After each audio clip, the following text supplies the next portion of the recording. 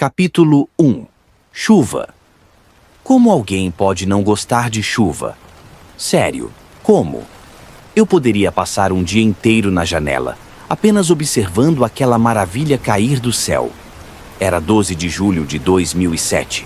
O céu rugia em trovões enquanto relâmpagos lançavam um brilho azul fascinante pela janela do meu quarto. Fiquei hipnotizado, perdido naquela dança de luz e som, até que o toque insistente da sineta no quarto da minha tia me trouxe de volta. Devia estar tocando há algum tempo, mas eu só percebi então. Antes tarde do que nunca, certo?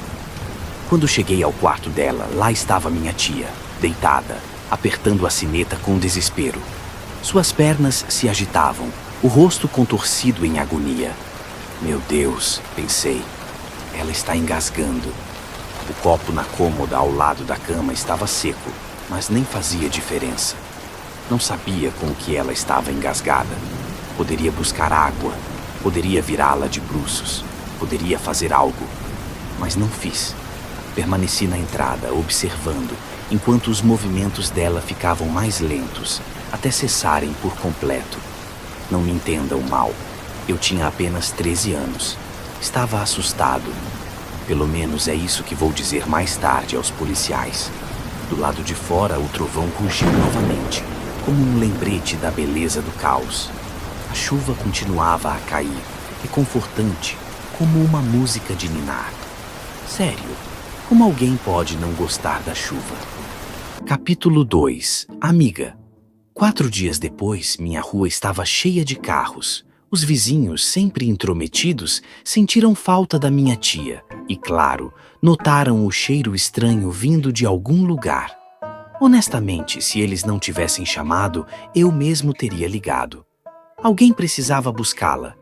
E, além disso, eu estava com fome.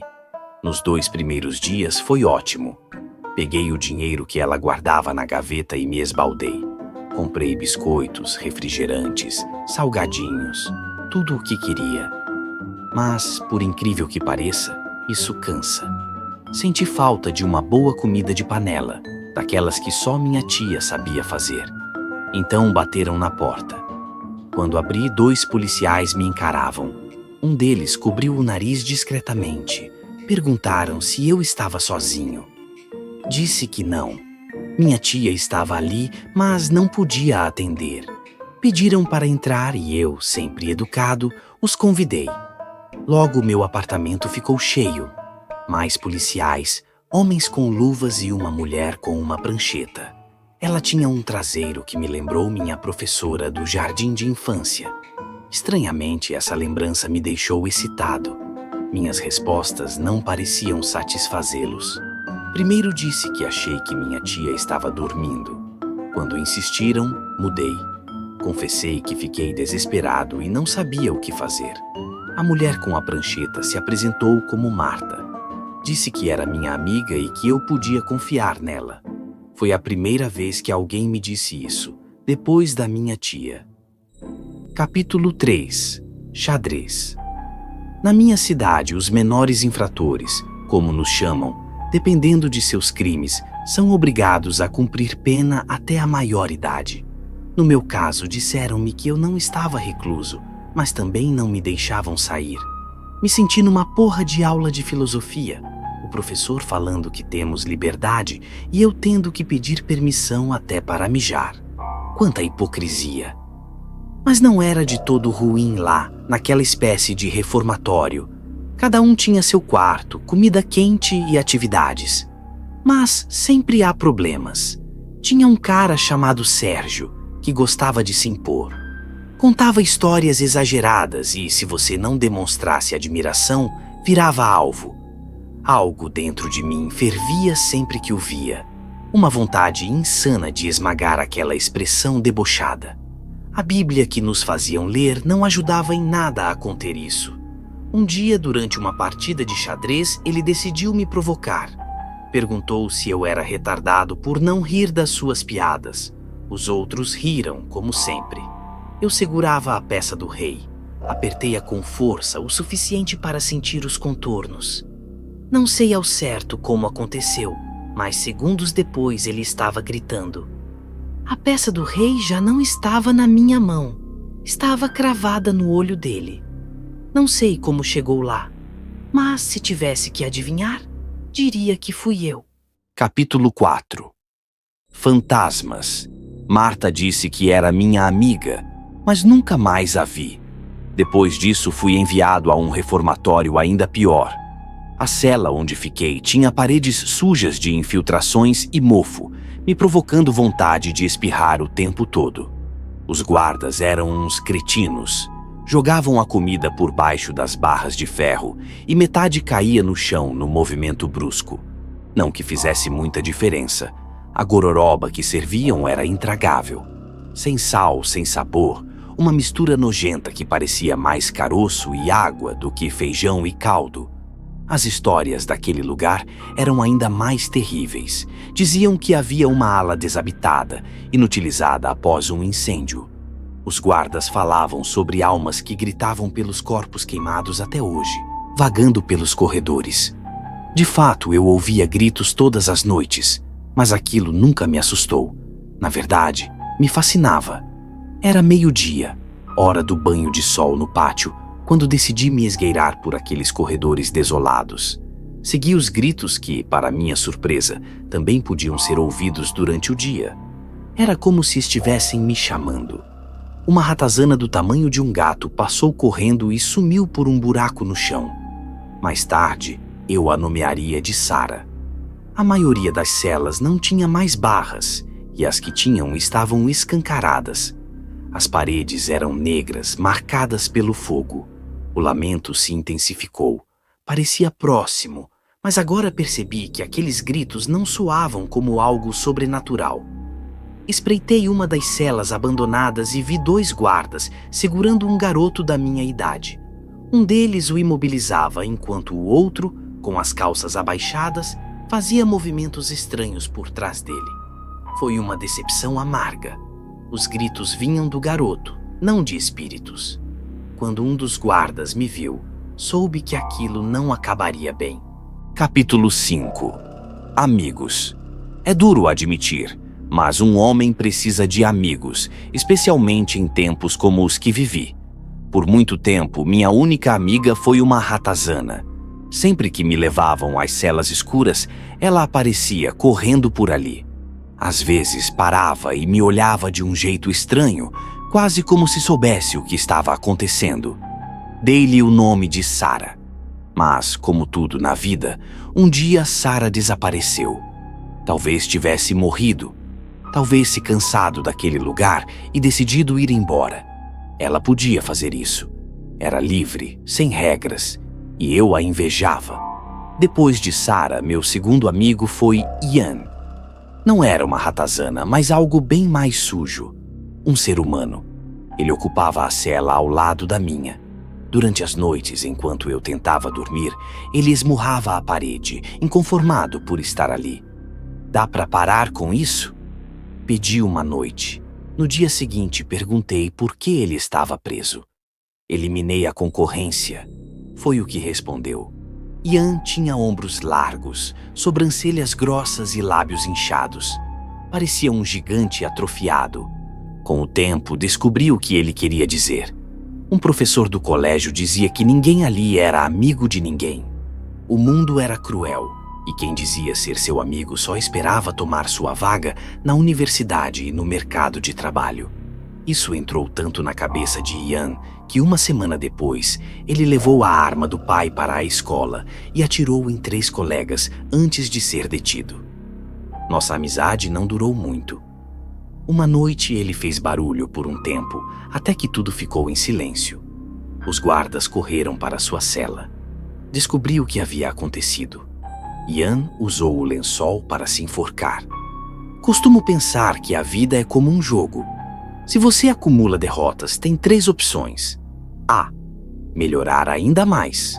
B. Trapacear. C. Desistir. Ian escolheu a última. Capítulo 6. Passado. Dizem que, às vezes, é preciso dar um passo para trás para dar 2 à frente.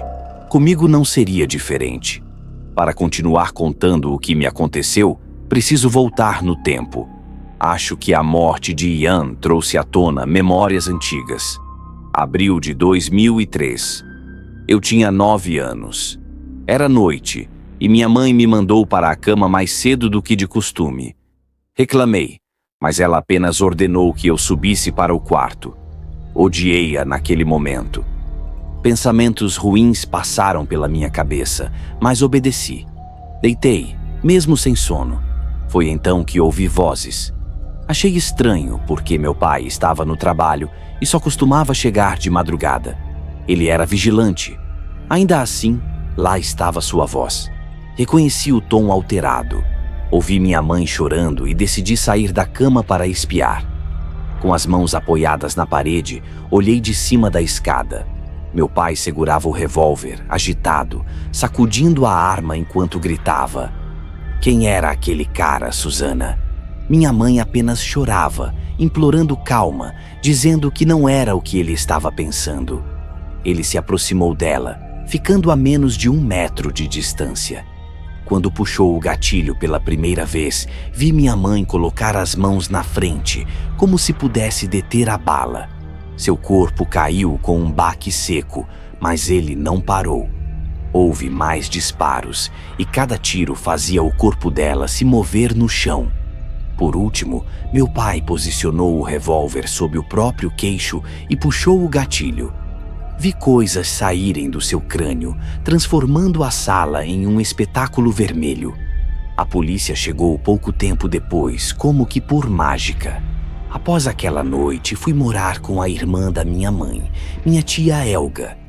Aquela foi a primeira vez que vi a morte de perto. Mas, como você deve imaginar, não seria a última. Capítulo 7. Psicólogos. Já conversei com tantos psicólogos que perdi a conta. Logo que voltei à escola, fui encaminhado a uma. Ela sentia pena de mim. Podia ver isso nos seus olhos. Falava sobre coisas banais, e eu fingia bocejar para que terminasse logo e me deixasse ir. Não demorou para alguns garotos descobrirem o que aconteceu com meus pais. A notícia se espalhou pela escola. Alguns faziam comentários maldosos, perguntando onde estavam meus pais ou me chamando de filho de assassino. Crianças podem ser cruéis. Eu queria usar esse título contra eles. No meu caderno desenhava bonecos de palito com cordas no pescoço, línguas para fora e X nos olhos. Acima de cada um, escrevia o nome deles. Teria sido ótimo vê-los daquela forma, mas o tempo passou. Troquei de escola e nunca mais tive notícias deles. Ainda assim, sempre há tempo. O último psicólogo com quem conversei foi o Dr. Boris, do reformatório. Ele sempre me perguntava como eu estava, dizia estar preocupado porque eu me mostrava retraído. Queria saber se eu tinha algum medo ou trauma. Nunca fui sociável, e aquele ambiente só piorava as coisas. Mas o que ele queria que eu dissesse? Até hoje me pergunto. Só o fato de viver naquele lugar já era motivo suficiente para não querer falar com ninguém. Capítulo 8. Tempo. O tempo é relativo. Um único dia pode ser uma eternidade. Passe um dia com os pés descalços sobre um braseiro e você viverá 2 vidas antes que ele termine. Receba um diagnóstico de que só tem mais um dia de vida e as horas parecerão segundos. Ou então, passe um dia com alguém por quem está apaixonado e ele se transformará em breves minutos. Sim, já fui apaixonado por alguém. Em breve falarei sobre isso. Na época do reformatório, eu tinha 15 anos, mas sentia que havia vivido o dobro disso. Aposto que os dias ali tinham 48 horas. Minha vida era resumida a contar. Dias, semanas, meses, anos. Tudo para sair daquela merda. E que tipo de vida é essa em que você torce para o tempo passar mais rápido? Mesmo assim, não parava de contar. Nunca fui tão feliz quanto no dia em que completei 18 anos. Dizem que a maioridade traz responsabilidades em dobro. Na minha opinião, só diz isso quem não sabe aproveitar o melhor da vida. quem vive errado. Capítulo 9. Gratidão. Quer aprender a valorizar algo? Experimente perdê-lo. É impressionante como nossa mente só parece funcionar assim. Basta que algo seja retirado para percebermos o valor que tinha. Veja o que acontece na TV quando um artista esquecido morre. Ele aparece em todos os canais. É mais invasivo que propaganda política. E os fãs aparecem em todos os lugares, dizendo o quanto vão sentir sua falta. Eu ouvia essas coisas até mesmo quando estava preso. Mas não é sobre fãs ou artistas que quero falar. Falo sobre gratidão. Eu precisei perder minha liberdade para entender o que é realmente importante. Só depois de experimentar o pior pude reconhecer o melhor. Hoje sou um homem novo, grato por tudo. Pelo sol, pelo ar, pelo silêncio. Quando deixei aquele lugar, andei pelas praças, caminhei à beira do rio. O mundo parecia diferente, como se eu tivesse saído de uma cápsula do tempo. Tudo estava mais colorido, cheio de vida. Tão cheio que tive que acabar com algumas delas. Capítulo 10. Organização. Na vida, a organização é fundamental se você quiser chegar a algum lugar. Você precisa planejar, ser meticuloso, pensar sempre no próximo passo. Já cometi erros que não quero repetir. Prometi a mim mesmo que não voltaria ao reformatório. Uma promessa fácil, já que aquele lugar era apenas para menores infratores. Se eu cometesse outro erro, as consequências seriam muito piores. No meu primeiro dia de liberdade, voltei para o apartamento da minha tia Helga. Sua amiga, Fátima, estava lá, mais velha que antes, mas me reconheceu imediatamente. Ela disse que sempre defendia minha inocência e que guardava uma cópia da chave do apartamento, esperando o dia em que eu voltaria. Isso é organização. Planejamento. Agradeci, peguei a chave e entrei no apartamento, que parecia intocado pelo tempo, mas ao mesmo tempo tão distante de minha realidade. Como se eu tivesse vivido outra vida há séculos atrás. E ainda sobre planejamento, eu tinha que pensar como eu iria executar o meu plano. O plano de amenizar o peso em minha mente que me atormentavam todas as noites antes de dormir. Pensamentos de coisas que aconteceram enquanto eu estava recluso. E a origem desses pensamentos tinha um nome, um rosto e um endereço. Capítulo 11. Punição. Passei uma semana observando a rotina de um guarda do reformatório. Era engraçado pensar nele. Você vê em filmes homens deste tipo barbudos, dentes podres, repulsivos, gordos ou muito magros, intimidadores. Este guarda não era nada disso. Tinha o aspecto do homem ideal que a sociedade pregava, o qual podia fazer sucesso com muitas mulheres. Mas se ele podia ter quem quisesse, por que ele fazia aquilo? No fundo, eu não queria entender. Era terça-feira, 10 da noite, quando o vi sair no fim de seu expediente. Peguei um táxi pelo aplicativo e o mandei segui-lo. O motorista disse que não queria arrumar problemas. Lembro que fui generoso na gorjeta. No fim, o motorista me chamava de senhor e perguntava se eu queria que me esperasse terminar o que fosse fazer naquele imundo apartamento. Eu disse que não e o dispensei. Observei um bom tempo lá de baixo. Vi uma janela no penúltimo andar acender. Talvez fosse lá onde o guarda acabara de entrar. O portão principal do prédio estava fechado. Toquei no interfone 02. Uma mulher perguntou quem era. Olhei rapidamente para todos os números dos botões à minha frente e chutei um. Sou do 206, madame. Acabei esquecendo as chaves. Será que poderia abrir para mim? Oh, claro, ela disse. A grade estalou, abriu e eu entrei. Subi as escadas fitando as portas, tentando imaginar qual era o da janela acesa. Me deparei com o 308 à minha frente. Devia ser aquele. Bati e esperei. Senti um frio na barriga, não de nervosismo, mas sim de ansiedade. A porta abriu e eu vi o rosto. Os olhos verdes dele esbugalharam-se ao perceber de quem se tratava. Soquei-o antes que tivesse a chance de fazer qualquer outra coisa. Ele voltou para dentro a passos desengonçados e eu entrei logo em seguida, fechando a porta atrás de mim. Você? Ele disse. Eu mesmo, respondi. Soquei-o outra vez e mais outra. Não há nada melhor que o elemento surpresa.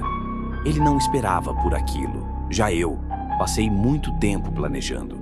Chutei-o na cabeça até parecer que ele não tinha tanta reação. Mas sabia o porquê daquilo, e isso era o que mais me deixava feliz no momento. Eu via estampado na sua cara. Ele balbuciava coisas incompreensíveis, como um débil mental. Sua bela face já não era mais tão bela assim. Enquanto tentava falar, podia ver dentes quebrados em meio àquele sangue. Seu olho esquerdo parecia uma bola de ping-pong. Capítulo 12. Recomeço. Eu estava começando uma nova vida. A pergunta que me assombrava era: por onde começar? Os nervos estavam à flor da pele, mas logo percebi que não valia a pena dar tanta importância ao drama. A vida é como um muro em construção. Basta colocar o próximo tijolo e torcer para que ele não desabe. Todo aquele papo de organização e planejamento foi para o espaço. Essa é uma das virtudes do ser humano, admitir que está errado e sempre em evolução. Concordo que esses dois pilares são fundamentais, mas nem tudo devemos levar tão a sério. Às vezes é preciso tacar o foda-se, e foi o que fiz. Não lembro ao certo se era uma noite de verão, primavera ou qualquer merda do tipo. Apenas lembro que era noite. Eu ainda tinha uma grana da poupança dos meus pais. Peguei parte do dinheiro e fui torrar num bar. Estava tomando gosto pela bebida. Via na TV como pareciam todos elegantes fazendo aquelas merdas. E de fato, tinha uma magia naquilo. A vida ficava um pouco mais engraçada. O ruim era que aquilo me deixava mais retardado, como se estivesse andando debaixo d'água. Descuidado também, e isso é muito perigoso. Lembro que voltando para casa, talvez um pouco chutado, um velho bem mais bêbado do que eu, cambaleava com uma garrafa de cachaça em mãos por aquelas ruas desoladas, cantava uma música da qual nunca havia escutado. A voz dele era rouca, aposto que seria um pirata em outros tempos. Ei, rapaz, ele me chamou. Como faço para pegar o metrô? Não há metrô aqui por perto, respondi. Está muito longe? Não, rebateu o velho bêbado. Eu estou onde eu deveria estar. Então lembro que ele gargalhou e eu também.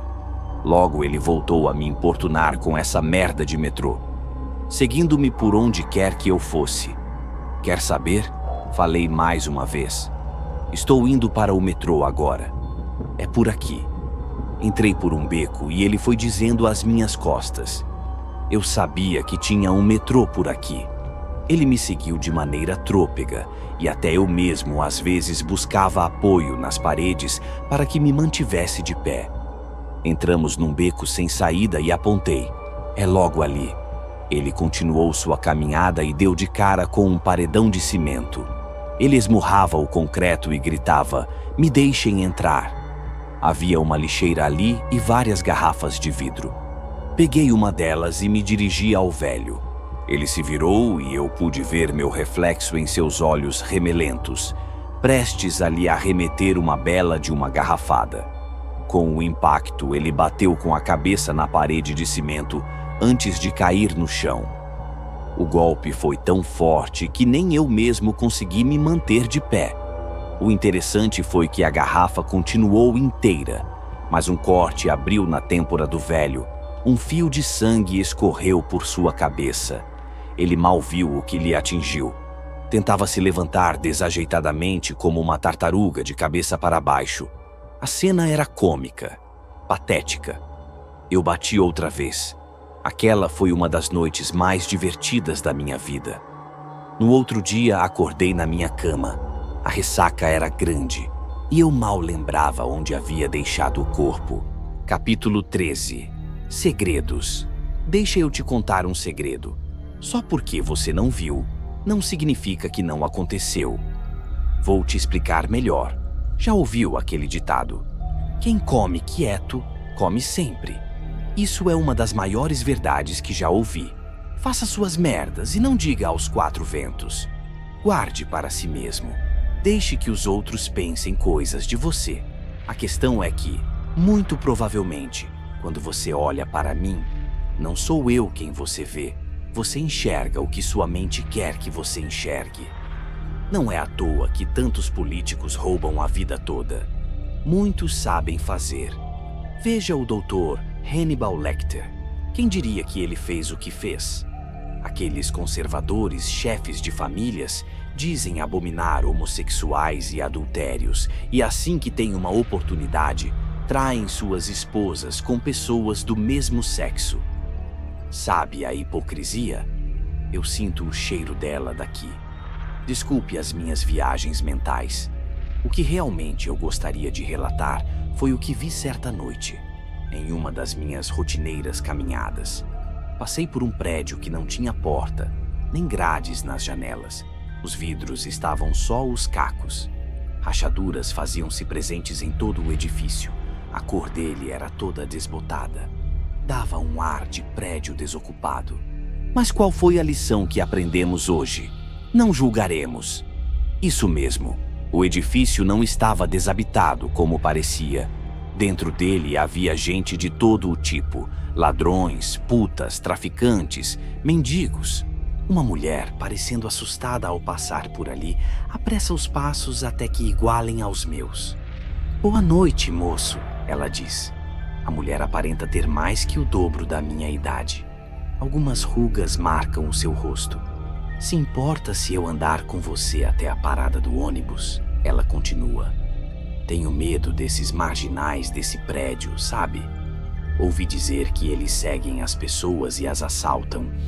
Deus me livre." Claro que ela recorreu a mim. Eu tinha um aspecto notável. Cabelo bem penteado, vestia um longo blusão e cheirava a perfume de madeira. Ela pensou que eu era a opção mais segura naquele momento. Pobre coitada.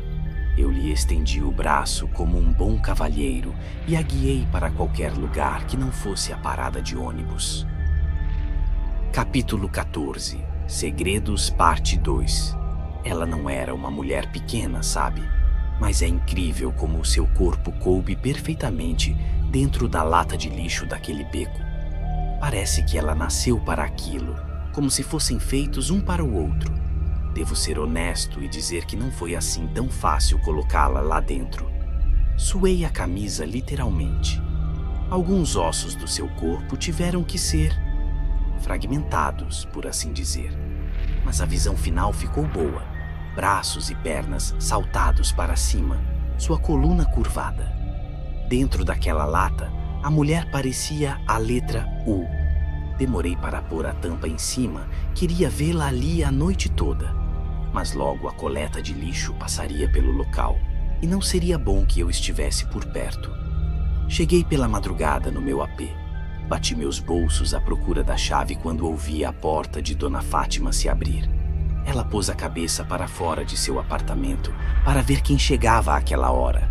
A velha devia dormir numa cadeira atrás da porta. Não era possível que fosse tão rápida. "Voltando do trabalho?", ela perguntou com um ar orgulhoso. Eu acenei com a cabeça e ela disse: "Muito bem. Gostaria que meu rapaz fosse como você. Aquele vagabundo não quer nada com a vida. Bom descanso, meu jovem." Então pôs a cabeça para dentro e bateu a porta. Mais tarde descobri que a moça fora encontrada dentro da lata de lixo. Ela não era ninguém importante. Mesmo assim, o caso deu o que falar. Claro que a culpa caiu em cima dos marginais que viviam no prédio abandonado. Dias depois, o lugar foi interditado e os habitantes de lá expulsos. Capítulo 15. Feliz. Sempre que você se sentir na merda, e não tem essa, você vai se sentir na merda, seja você quem for. Abra páginas de notícias policiais. Ao menos que você não esteja em uma delas, vai ver que existe pessoas numa pior. Pessoas que pareciam talvez ter vida melhores que a sua, mas agora estão mais fodidas que você. Seja grato, seu filho da puta. Você respira. Isso é o suficiente. Então lembre-se, para se sentir melhor, busque pessoas mais ferradas que você. Aquela mulher, por exemplo, que por acaso foi parar na lata de lixo. Fiquei sabendo que ela era casada e também tinha 2 filhos. Ensinava numa escola pela manhã e fazia faculdade à noite. Pense como ficaram os seus filhos, o seu marido. Se bem que aquela mulher carregada de preconceito não estava apta a educar crianças. Elas podem crescer desequilibradas. Talvez o reflexo doente do mundo seja justamente quem lhe educa na infância. Talvez tenhamos vários educadores que não estão aptos às suas funções. Nosso sistema está doente, mas também confesso que me deixei levar pelo calor do momento. Uma lata de lixo? Putz, eu poderia deixá-la em algum beco ou num lugar mais visível. Talvez se a encontrassem mais rápido, ela poderia agora estar respirando, mesmo que um pouco machucada. Vou me certificar para que da próxima vez não use uma lata de lixo. Mas alegre-se. Como eu havia dizendo, há pessoas mais ferradas que você. E para garantir que você se sinta melhor agora, vou aqui pôr mais alguém na primeira página do jornal. Capítulo 16. Ódio. Naquele dia eu saí determinado a me sentir melhor. Mas evitei os bares. Aquilo não era saudável. Nem para mim, nem para os outros. Mas na vida você tem que ter um refúgio. Caso o contrário, você enlouquece. E eu me sentia no limite de perder a sanidade. Estava entediado dentro daquele idiota apartamento. Não havia pessoas interessantes no bairro. Talvez se eu me mudasse, recomeçasse a minha vida, era algo a se pensar.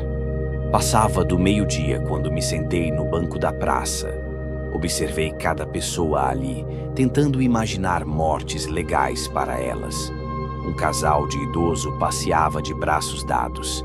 Imaginei um velho escorregando no banheiro, batendo a cabeça no vaso e afogando-se na privada, com o próprio mijo. A sua esposa morreria semanas depois de tristeza. 3 adolescentes caminhavam aos risos, como se o mundo fosse uma gigante piada e nada de ruim acontecesse. Eles precisavam ver as verdades cruéis disso. Eu amarraria a garota e mataria os seus 2 amigos bem na sua frente, para que ela ficasse bem traumatizada. E por fim, bingo, e uma tacada bem firme em sua cabeça também. Mortes legais. Pensei em mais possibilidades a cada pessoa que via, mas mesmo assim, não funcionava. Eu não estava me sentindo divinamente bem, nem ao menos bem. Era como se eu tivesse voltando aos poucos ao reformatório. O mundo aos poucos fosse perdendo a cor. Será que eu deveria voltar para lá? Digo, um presídio. Lembro de ter me perguntado isso naquela tarde. Mas aí foi quando a minha vida mudou. Eu vi uma garota. Ela era ruiva, tinha os cabelos curtinhos e repicados. Fazia calor, mas ela vestia-se toda de preto. Pulseiras, batom, blusa, coturnos. A garota jogava milho para os pombos, e as criaturinhas corriam pela trilha deixada pela garota. Estranho que nem todos os pombos chegavam tão perto, mas então houve um que chegou perto o suficiente e baixou a cabeça, dando picadas no milho espalhado no chão da praça. Foi nesse momento que ela levantou a perna e desceu pesadamente em cima da ave. Pude ouvir um último "pru" antes de ver as penas voarem desordenadamente sob seu coturno. Meus olhos sobressaltaram quando ela olhou para mim. Por um instante o mundo parou. Senti algo estranho no peito, uma sensação nova, incompreensível. Eu estava amando. Capítulo 17. Amor. Kiara era o seu nome. Seu olhar me estudou quando foi pega no ato, mas assim que sorri para ela, seus lábios se contorceram em um discreto sorriso. Nos conhecemos naquela tarde, mas nossa afinidade parecia transcender o tempo, como se nos conhecêssemos há milhares de anos. Eu jamais me perdoaria por passar por esta vida sem tê-la conhecido. Nada disso aqui faria sentido. Eu sinto que todos os acontecimentos anteriores me levaram ali. Podia ser o destino, Deus, a sorte. Tanto faz. Eu só sabia que eu estava apaixonado. Ela me levou ao seu apartamento, não muito longe da praça. Mostrou sua coleção de insetos e pequenos animais preservados em vários frascos de vidro. Artigos científicos estavam colados nas paredes, dando ao ambiente um ar de laboratório improvisado. O apartamento era pequeno, desorganizado, com manchas no chão e o cheiro de produtos químicos no ar. Havia um pôster de uma banda de heavy metal na parede de seu quarto, e sobre ele, chifres haviam sido desenhados com caneta. Tem algum problema com isso? Ela me pegou observando. Não. Apenas sou temente a Deus. Não costumo muito ver essas coisas assim, respondi. Ela riu, fazendo um roink, enquanto contraía o nariz. Parecia uma porquinha. Uma linda porquinha. Não tem problema. Ela sorriu e deu um suquinho no meu ombro. A gente respeita a religião de todo mundo por aqui. Depois me mostrou sua coleção de discos de rock. Eu tenho certeza que ela me mostraria muito mais que aquilo, se não estivesse atrasada para o trabalho. Fiquei sabendo que ela trabalhava num bar, quase falido, servindo mesas de pessoas problemáticas. Perguntei que horas ela largava e a convidei para sair. Capítulo 18. Encontro. Eu queria que tudo fosse perfeito. Andei de um lado para o outro no apartamento, esperando a hora chegar. Não estava nervoso, apenas ansioso. Me sentia à vontade com Kiara como nunca me senti com ninguém, nem mesmo com meus pais ou minha tia. Resolvi tomar um demorado banho. Considerei aliviar a tensão pensando nela, mas decidi não estragar o momento. Queria guardar qualquer cena dela para mais tarde. Não queria precipitar as coisas. Vesti minha melhor camisa, por mais que não tivesse tantas, e quando deu a hora, saí de casa. Já passava da meia-noite quando o bar onde ela trabalhava começou a fechar. Combinamos de nos encontrar ali logo quando ela largasse. Ela esfregava com um pano as mesas.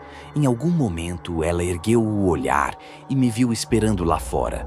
Ela acenou e veio em minha direção. Usava um avental preto, combinando com toda a sua roupa. Calça preta e camisa polo da mesma cor. Em 1 minuto estou acabando, ela disse, revirando os olhos. Só falta limpar essas malditas mesas. Então riu, fazendo o seu divino roink. Logo atrás dela surgiu quem aparentava ser o seu chefe. O homem era magro, com um queixo pontudo que parecia a curva de uma lua.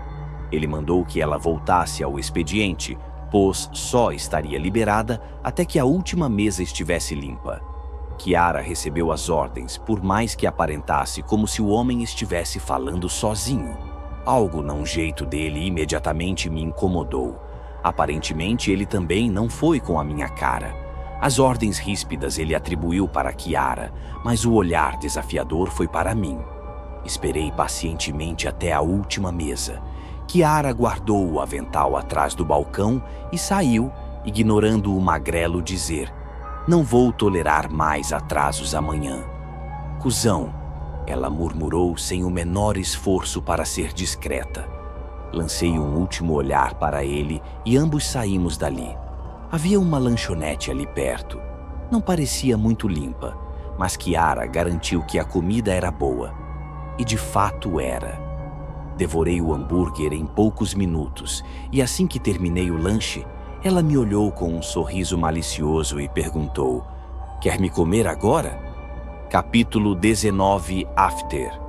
Transamos a noite toda em seu apartamento. A cama rangia enquanto Kiara se movimentava intensamente sobre mim. Ela gritava sem nenhum pudor, como se quisesse que os vizinhos escutassem. Eu gostava disso. Ela era ainda mais bela sem roupa. Seu corpo era marcado por diversas tatuagens, algumas indecifráveis, outras com caveiras, espirais, chifres, armas e mais caveiras. Mas não eram apenas desenhos que deixavam marcas em sua pele. Havia cortes, principalmente nos pulsos, como se uma lâmina tivesse passado por ali diversas vezes.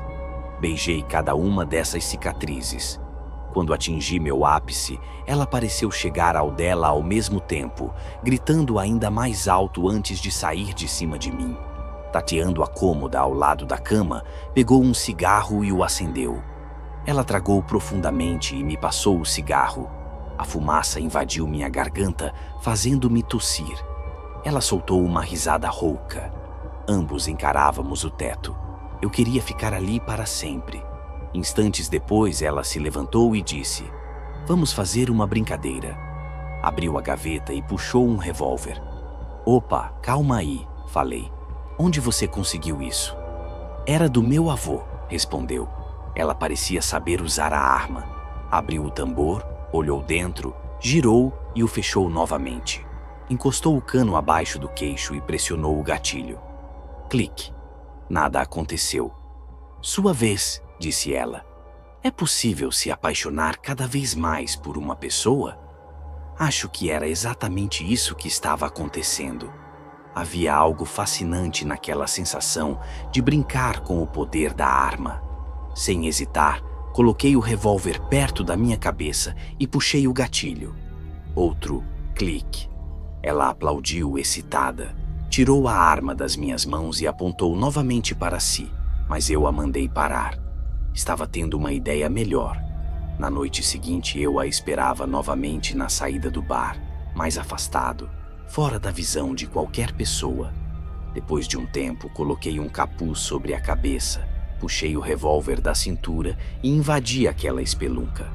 Lá dentro estavam apenas Kiara e seu chefe. Ela fingiu surpresa. Já o chefe não precisou fingir nada. O covarde se borrou todo. Pediu por favor, dizendo que eu podia levar tudo. Odeio quando me julgam, pensei. Quem disse que eu estava ali para assaltar?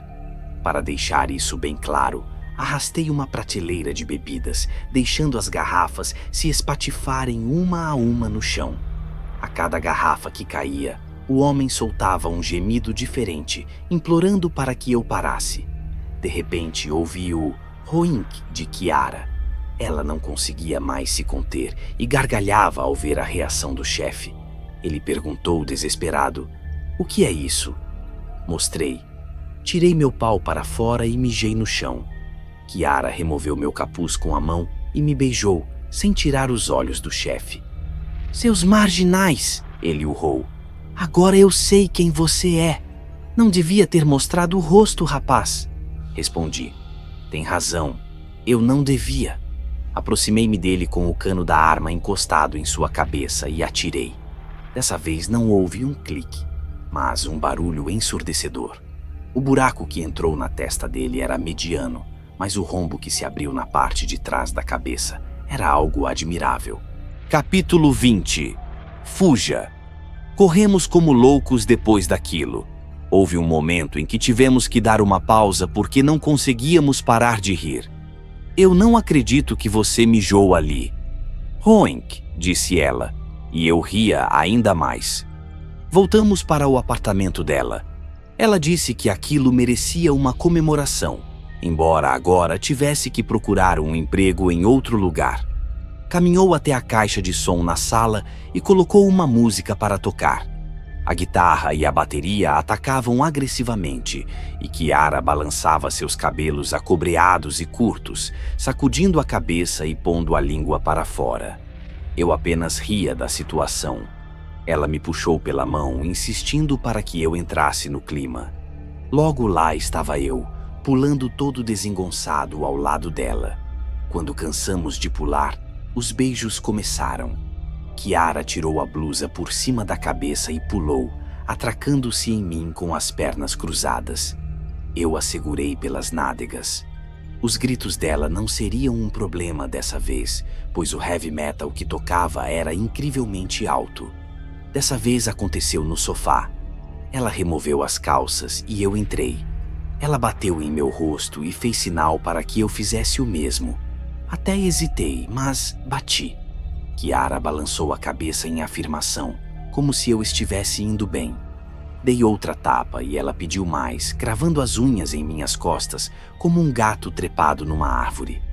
Mais, gritou, fazendo a voz sobressair ao som ensurdecedor. Segurei-a pelo pescoço e bati novamente. Não apenas uma vez, mas várias. Ela se contorcia e, além das marcas dos meus dedos, havia um prazer intenso estampado em seu rosto. Afundei ainda mais minha mão em seu pescoço e bati em sua face.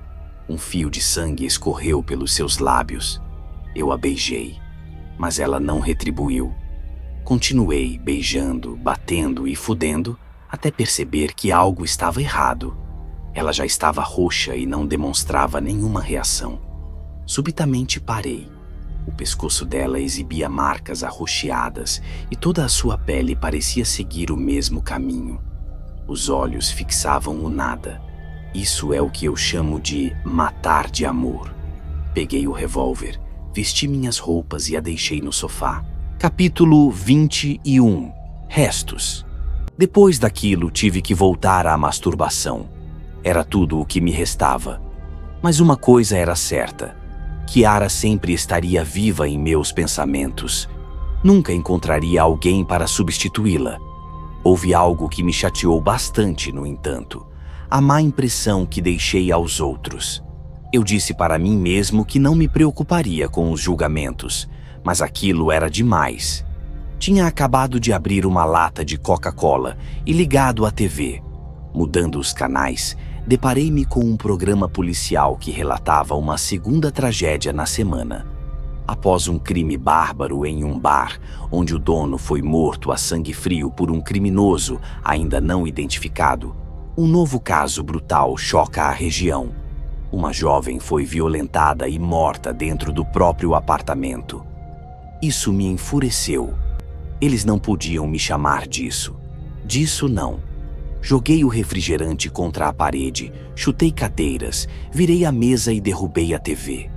Eles não estavam lá. Não tinham o direito de falar assim. Minha revolta foi tão grande que acabou chamando a atenção da velha vizinha curiosa. Instantes depois, Fátima batia à minha porta, perguntando se eu estava bem. Estou sim. Mas quem não vai ficar bem é você, respondi, puxando-a para dentro do apartamento. O ditado, a curiosidade matou o gato, poderia ser revertido para: a curiosidade matou a velha. Capítulo 22. Sistema. Os gritos dela ainda ressoavam em minha cabeça. Oh, o que está fazendo, Samuel? Por favor, pare! Eu me lembrava de bater enquanto dizia: eu aceito ser chamado de qualquer coisa, menos daquilo. Ela me olhava sem entender, apenas recebendo os golpes. Quando já estava desfalecida, carreguei seu pesado corpo até o apartamento dela. Não consigo imaginar uma boa explicação caso alguém encontrasse uma velha espancada no chão da minha sala. Mesmo assim, sabia que era hora de mudar de ares. Há tempos eu deveria ter feito isso. Aquele lugar parecia trazer má sorte. Peguei tudo de necessário do meu apartamento, limpei o máximo possível do sangue de Fátima no chão e bati a porta, esperando nunca mais voltar para aquela maldita cidade. A polícia queria encontrar um criminoso que não existia. Se ao menos Kiara estivesse viva para dizer que eu era inocente. Mas esse sistema é uma verdadeira merda. Quando ele decide que você é culpado, você paga pelos supostos crimes. Infelizmente, não havia nada que eu pudesse fazer, a não ser aceitar e fugir, para tentar recomeçar. Cheguei a uma nova cidade, mudei de identidade. Meu dinheiro praticamente acabou.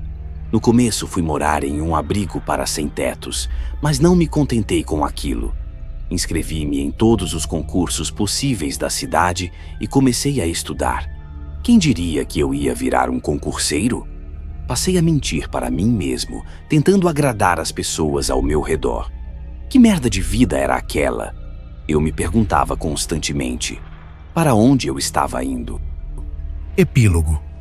Era manhã, mas o sol pouco brilhava no céu, dando espaço para a chuva que caía fina, transparente e quase sem barulho lá fora.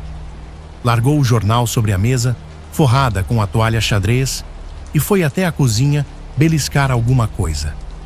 A moça ruiva estava lá, de costas, preparando o café da manhã. Chegou por trás, a segurou pela cintura e beijou-lhe a nuca. Ela suspirou e virou a cabeça, devolvendo-lhe um terno beijo. "Por que está tão carinhoso hoje, Eduardo Marques?" perguntou a ruiva. "Por acaso o senhor andou aprontando por aí?" Há tempos que não aprontava, pensou. Desde o tempo em que se chamava Samuel e morava numa porcaria de cidade. Mas agora vivia outra vida, sob uma nova identidade e novos princípios. "Não", sorriu. "É que está chovendo. A chuva me deixa assim. Já são 7 anos juntos, e você ainda não me conhece por completo, Luísa." "Impossível te conhecer por completo", sussurrou a mulher. "Você é um eterno enigma, Eduardo. Sinto que a cada dia descubro um pouco mais de você. Não cansa de continuar a me surpreender?" O rapaz sorriu novamente e abanou as mãos. "Ou talvez você seja muito desatenciosa, meu amor. Talvez todos os meus segredos tenham estado diante dos seus olhos todo esse tempo e você não tenha notado." Luísa parou, pensativa por um momento, e logo começou a rir. "Você vem com cada uma. Vá chamar as crianças. Estou acabando de fritar omeletes." "Ah", ela continuou, "vai chegar cedo para o jantar hoje?" "Infelizmente, hoje ficarei até tarde no escritório", disse ele, e saiu. Logo viu seu garoto pela sala, ainda de pijamas, mas já com os olhos vidrados no tablet em mãos. Ele inclinava o corpo como se estivesse dentro do jogo, enquanto ouvia-se a rajada de tiros vinda do aparelho. "Largue esse jogo, Ian, ou vai se atrasar para a escola." O garoto pouco reagiu, e só quando Eduardo teve que chamar a atenção do filho pela segunda vez, foi que ele suspirou. "Não gosto da escola. Quero que todos eles se ferrem." "Ei!" Eduardo se agachou, ficando à altura dos olhos de Ian, e pôs as mãos em seus ombros. "O que está acontecendo? Há alguém mexendo com você?" "São todos uns idiotas. Não gosto daquele lugar." "Olhe bem, Ian. Sei como se sente. Preste atenção no que eu vou te dizer. Você é melhor que todos eles, filho. Não deixe que digam o contrário. E se eles continuarem te incomodando, pegue o seu lápis e use a ponta afiada neles, entendeu? E não conte isso para sua mãe." Os olhos de Ian brilharam, e ele acenou, como se tivesse entendido. "Ótimo", disse Eduardo. "Onde está a sua irmã? Ela já acordou?" Ian deu de ombros. Eduardo subiu as escadas e abriu delicadamente a porta do quarto da filha. Ela encontrava-se envolvida num cobertor rosa de pôneis. Eduardo sentou à beira da cama e tocou seu magro ombro. "Acorde, Kiara." A pequena abriu os olhos. "Bom dia, papai." "Bom dia, meu anjo." Ela notou que estava chovendo, e segundos depois já correu para a janela, ficando na ponta dos pés. "Sol com chuva, paizinho. Casamento de viúva." "É sim, querida. Agora desça para tomar o café da manhã. Ian vai comer tudo se você não chegar logo." A ruivinha apressou-se, com as pernas curtinhas, e bateu em retirada do quarto. Eduardo sorriu ao ver a cena. Não havia nada mais lindo que a pureza de uma criança. Mas aquilo não lhe parecia ser o suficiente. Algo ainda faltava em sua vida. Era o que sua mente dizia para si no momento. Eduardo saiu com a mesma pressa da filha, mas agora para o seu quarto. Abriu o armário e buscou dentro do bolso de uma de suas bermudas, guardadas, uma chave. Rapidamente, levou o objeto até a fechadura de uma das gavetas da escrivaninha. Removeu pilhas de papéis. Ainda guardava o revólver, mas não era a ele que buscava naquele momento. Mais embaixo, retirou um diário. Folheou até chegar numa página em branco. Do porta-canetas em cima da escrivaninha, pegou uma e começou a escrever. "Sabe, estou ficando entediado novamente. Isso é ruim. Os filhos não bastam." Eu os adoro, mas não posso me realizar através deles. Digo para serem felizes, mas... E como eu fico enquanto eles se realizam? Me sinto perdido. Há outra coisa que eu quero comentar. Há um buraco imenso em meu peito. Luísa não pode preenchê-lo. Tentei encontrar uma como você, mas não existe. Também estou ficando entediado dela.